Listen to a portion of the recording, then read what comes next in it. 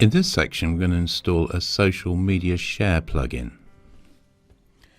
So as normal, we go to Plugins, Add New, and in this case, I'm going to just search for something called Add to Any.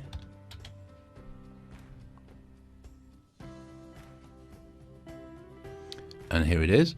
Again, it's highly recommended, 500,000 active installations, fantastic reviews, recently updated and compatible. So I'll go and click on Install and I'll activate it. Once installed, if I go and click on Settings here, so I can have it displayed either at the bottom of the page or I can have it as floating. I tend to prefer floating, so I'm going to disable this one here. And if I come down here, just check for anything else. Okay, if I go and click on the floating tab here, I can have it docked left or right. So we'll try left docking.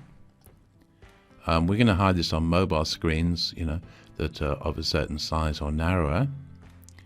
And let's have a look at the rest of it. You can probably leave as it is. Okay, so we'll just go with those settings. So let's click on Save Changes.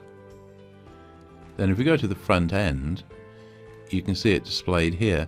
So the idea of this is that if people are viewing your website, they can share information on their social media, Facebook, Twitter, or what have you.